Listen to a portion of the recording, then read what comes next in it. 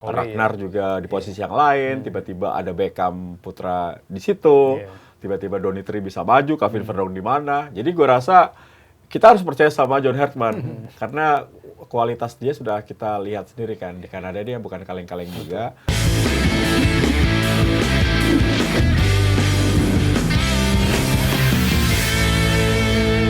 Apakah alasan itu juga bikin Muhammad Ferrari akhirnya dipanggil lagi ke timnas? Karena kan banyak yang isu-isu beredar lah, karena Ferrari bawaannya Pak Sumardi. Enggak sih, gue nggak setuju. Ada kaitannya sama kepala BTN dan CEO Bayangkara gitu. Atau memang karena Ferrari diprioritaskan karena masih muda kan, umur baru 22 tahun, dan juga sebenarnya di musim ini kan di Bayangkara dia rutin main awalnya, cuma karena cedera lutut aja kan, akhirnya di paruh kedua musim cuma main 2 kali. Gimana? Kalau gue bicara ke pemain muda seangkatannya dia, misalnya sekarang lagi performa bagus kayak Kakang, kayak siapa lagi misalnya Komang Teguh misalnya gitu. Ferrari ini yang paling banyak mendapatkan kesempatan ataupun punya pengalaman di level internasional bersama timnas senior. Jadi wajar kalau dia dikasih kesempatan sekarang sama John Hartman. John Hartman mungkin udah tahu datanya. Ini anak udah pernah ada di timnas senior, tapi beberapa tahun terakhir dia nggak dipakai lagi. Kenapa? Dia pasti pantau. Akhirnya dikasih kesempatan lah Ferrari ikut dalam seleksi kemarin, TC dulu, dan ternyata dilihat, oh ini anak yang punya kualitas gitu. Gue gini ya, gue ngeliat John Hartman tuh orangnya fair kok.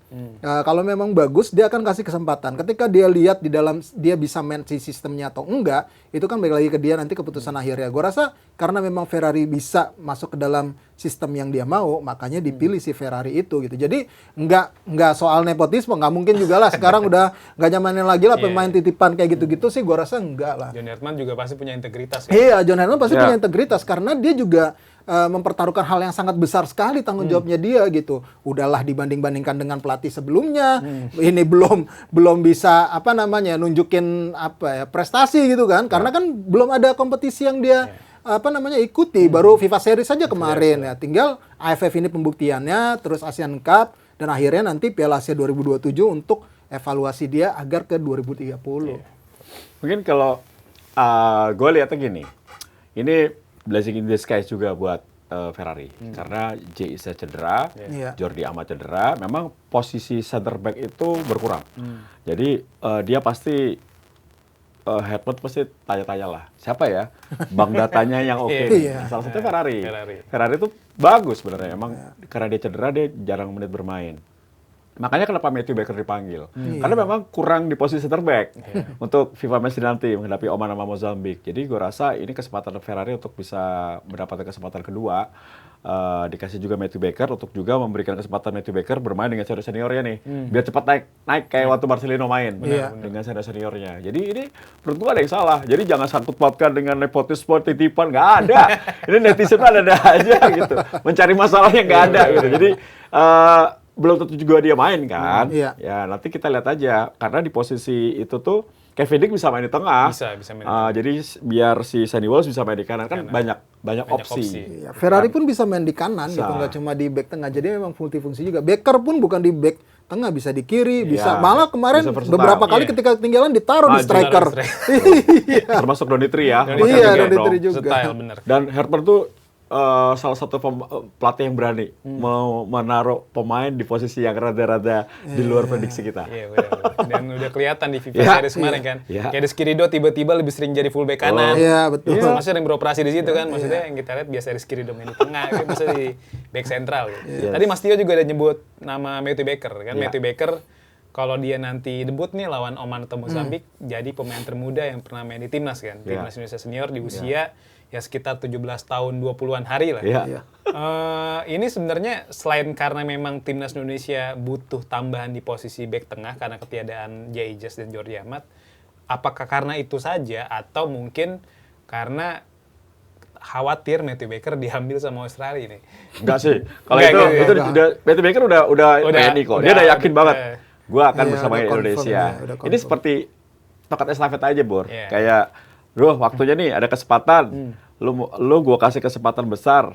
Nanti kan dia juga pemain senior kan. Maksudnya pemain yang dibutuhkan di U19 dan U17. Jadi gua rasa ini salah satu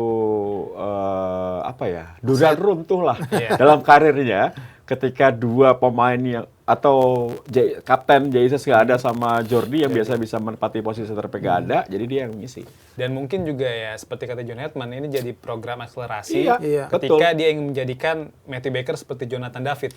Ketika John Hetman ngelatih Kanada kan, Jonathan David dipanggil di usia 18 tahun dan terbukti sekarang kan main di Juventus. Gimana Bang Res? Iya memang ini ya itu dia tadi karena si John Hetman ini bukan hanya ingin ngelatih sebuah tim ya, tapi juga ingin membantu mendongkrak kualitas para pemain muda kita. Sehingganya kalau dia ngomongnya tuh bahasanya tuh, gue pengen ini dari yang tadinya di level C-nya Eropa, gue pengen pemain-pemain kita itu ada di level B ataupun A di Eropa untuk bisa tembus ke situ. Makanya diberi kesempatan ya salah satunya dengan banyak kepercayaan bermain di level internasional. Itu adalah cara satu tuh selain untuk promosi juga meningkatkan kualitas kematangan bermain dia gitu kan di level internasional. Jadi kan akan terlihat juga secara global gitu kemampuan si pemain itu, termasuk Matthew Baker ini. Di Australia pun dia udah dapat kesempatan di level senior gitu di Melbourne gitu. Itu nggak kaleng-kaleng. Elik kan salah satu kompetisi di Asia gitu. Jadi memang Matthew Baker ini secara kualitas sudah memang punya kualitas pemain muda, tinggal bagaimana tugas dari pelatih adalah semakin mematangkan si Matthew Baker ini agar bisa lebih baik lagi. Mungkin tambahan yang tadi ya, kenapa desas-desus Muhammad Ferrari dipanggil lagi sama si Matthew Baker. Ini wajah sepak bola kita saat ini. Kita susah banget center back. Semua pemain asing di liga. Semua, ya. Jadi memang rada sulit juga bagi pelatih tim nasional mengambil pemain gitu. Jadi makanya Ferrari ditunggu, lu aman kan gak cedera? Udah itu dulu. Karena emang kualitas yang diinginkan di level tinggi itu nggak banyak gitu. Jadi ini mungkin salah satu kesulitan John Hetman ya, ketika memilih 3 posisi ya. Posisi striker, posisi tengah, sama posisi center back itu akan susah banget bagi John Hetman. Itu kan tadi untungnya di saat bersamaan pemain diaspora kita banyak nih kan, ada Ijes, De Hapner, harapannya ada bantuan lah dari mereka. Ada Elkan Daud juga ya kan, yang kabarnya bakal dipinjemin lagi dari Ipswich, jadi dia nggak bakal ngerasain atmosfer Premier League nih. Benar. Ya harapannya nggak apa-apa lah, yang penting bisa main reguler entah di Liga 2 atau Liga 3 Inggris gitu kan. Mungkin di pertahanan timnas Indonesia solid lah, ketimbang posisi lain mungkin pertahanan atau di barisan back paling oke. Tapi di barisan depan nih, kalau kita lihat dari Garuda Calling 23 pemain itu kan cuma ada 2 penyerang ya. Ada Ole, Romani, dan juga Maurizio Astra. Kalau kita melihat dari catatan mereka di level klub musim ini kan sama-sama nggak pernah golin ya. Ole di Oxford nggak pernah golin, nggak pernah assist. Astra juga nggak pernah golin, nggak pernah assist baik di Volendam maupun di Persija Jakarta. Walaupun di Volendam U21 sempat golin sih. Kemarin terakhir uji coba kan di FIFA Series golin. Maksudnya di level klubnya. Level klub nggak golin kan.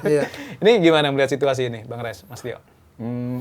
Kalau ini pasti sudah dipahami oleh John Hetman. Jadi dia pasti akan ada modifikasi taktik, modifikasi skema. Karena nggak bisa dipaksain lagi. Aduh, gue pernah Ole doang lagi.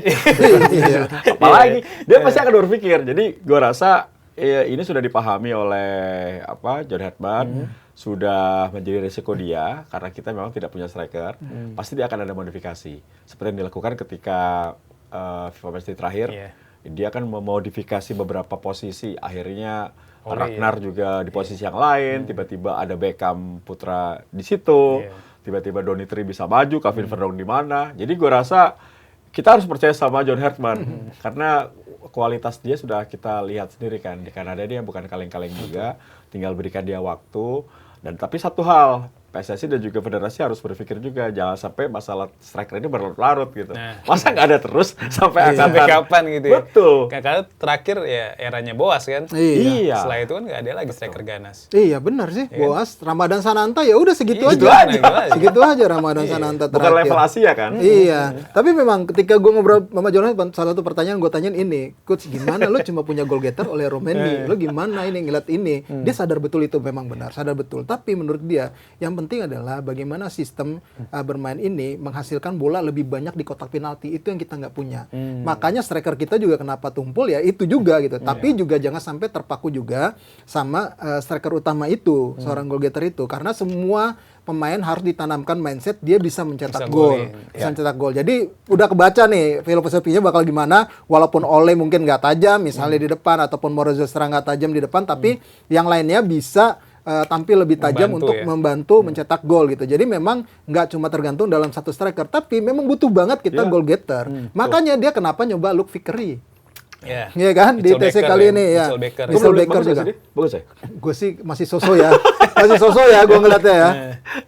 Apa namanya? Tapi memang ya dicoba ya gue rasa John Hetman juga nggak akan gegabah juga kalau misalnya sudah pengen naturalisasi pemain kan pastinya dia juga sudah melihat kualitasnya seperti apa gitu yang harusnya sih secara kapasitas bisa lebih baik dibandingkan yang udah ada sekarang. Kabarnya belum bakal maju kan? Belum, tapi kan masih dilihat makanya masih dilihat dulu dan juga nanti tergantung gimana pengajuan ke pemerintahnya kan. Itu yang juga masih ditunggu. Tapi setidaknya sudah dicoba Luke Vickery ini ya emang waktu wawancara itu dia ngomong akan ada 2 pemain lah akan kita coba. Cuma dia nggak mau ngomong siapa. Ternyata didatangin itu, Luke Vickery itu. Jadi memang ya udah kita tunggu aja. Pokoknya sabar aja kata dia gitu.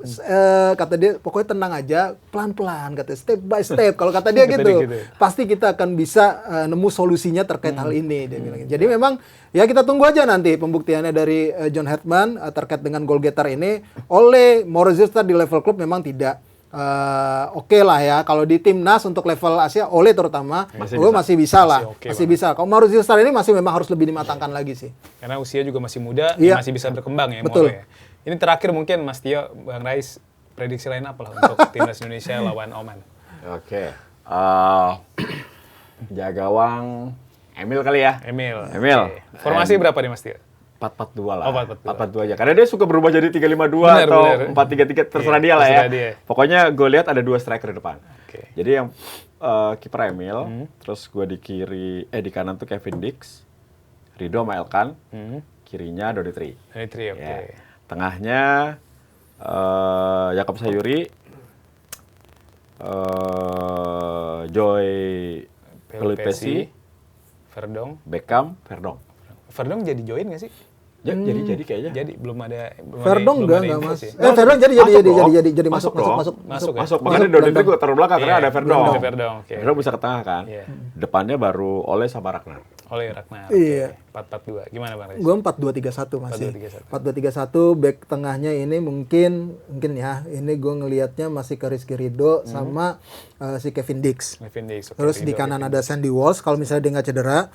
Kemudian di kirinya gue sih masih melihat Donitri Pamungkas. Donitri Pamungkas. Kemudian di barisan gelandang ini ada Joy Pelupesi sama Calvin Verdong. Kemudian 3 di depannya itu kemudian besar Ragnar. Kemudian Marcelino Ferdinand, satu lagi Raihan Hanan, satu lagi di depan ya Ole Romeni. Oke, itu prediksi line up dari Mas Tio, 4-4-2, Bang Rais. Lawan Oman ya? Lawan Oman. Tapi yakin menang lawan Oman? Gue sih masih optimis sih, walaupun memang Oman ini adalah lawan yang berat ya. Tapi sekarang level kita tuh sama. Ini tier kedua loh. Iya. Kita ngalahin Arab Saudi. Benar. Jadi kita harus pede. Oman mungkin setara Bahrain ya. Iya. Bahrain bisa kita lewatin. Harusnya Oman bisa. Bisa. Kluivert aja bisa, masa John Hetman enggak. Ya iyalah. Kluivert apa itu Kluivert? Oke deh, Bang Rais, Mas Tio, terima kasih banyak udah join di Lockroom. Kita udah ngobrol-ngobrol sejam, soal Persib, timnas Indonesia. Pokoknya nanti kalau ada waktu kita ngobrol-ngobrol bareng lagi. Oke, Zoners, terima kasih banyak sudah join sekitar 60 menit. Sampai jumpa di podcast Lockroom selanjutnya.